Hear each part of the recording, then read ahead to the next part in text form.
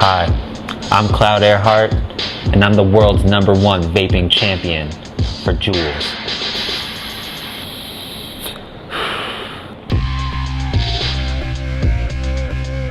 It's not vaping, it's vapory because it's an art form, okay? Some would see him as a visionary, a prophet, a hero. Some would see him as a bad influence on their kids. We here at MG6 Media Group decided to take the plunge into the hazy, fruit-scented world of international champion Cloudy Airheart. So I got my start in the juuling arena competitively, and a lot of people don't know this, but really the hub, the cultural center of the Juul community is about 5 to 10 minutes outside of Topeka, Kansas. So if you go there, it's crazy. It's just like this huge cultural hub, and everyone there cares exactly about what you care about, you know? And there's just something about it. Some might call it magic. You have the people who have been training for their whole lives, 8 hours a day, you know, where it's like actually a fucking profession, you know? And I don't think people pay respect to that enough. The most important thing to me about competitive vaping is that you really have to engage those people in the lower levels. Get kids who are 11, 12, you know, kids who are just starting to really understand the idea of what it means to not only vape, but to Juul. The vaping scene, the juuling scene specifically, is something that's really starting to blossom, you know, as we enter the later parts of the 2019s.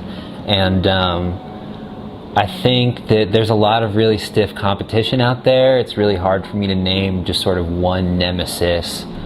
If there is one person that I dream of just smothering with a pillow of my own just fat cloud, it would have to be Chuck McFats. The man who single-handedly took down the fix industry using nothing but Instagram ads and Facebook Messenger. Chuck McFats, the man who single-handedly destroyed the Boston Celtics by vaping so loud courtside that they won Game 4 of the NBA Finals. Chuck McFats. If you don't know this man's name, you will soon. Yeah, so I'm Chuck McFats, and I guess I've been vaping since I was like, I don't know, like 5 years old probably. Yeah, I don't know, it's been a long time, and man, it's been a good time. Making a lot of money off of, like, I don't know, high schoolers mostly.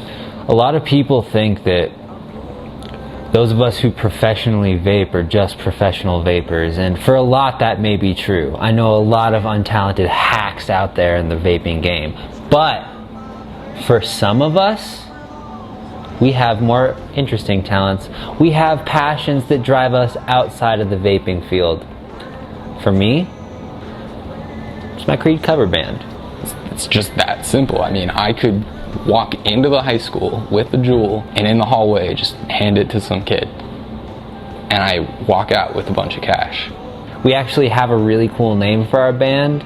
It's Creed 2. Well, I mean, I kind of go to some vaping parties, I guess, sometimes, you know, like underground, the cool shit. What's that? Oh yeah, no, I can give you a sample of my song. Yeah, just give me one sec.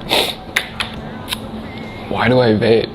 Damn, I mean, it's been like such a important part of my life. I mean, I can't even remember why I got started, but now it just kind of completes me, you know? Like, it's just who I am. With eyes wide open, her eyes wide open. Helps me forget that I'm sad all the time. And we're both wide open. Honestly, at this point, I am Juul. And I am Juul.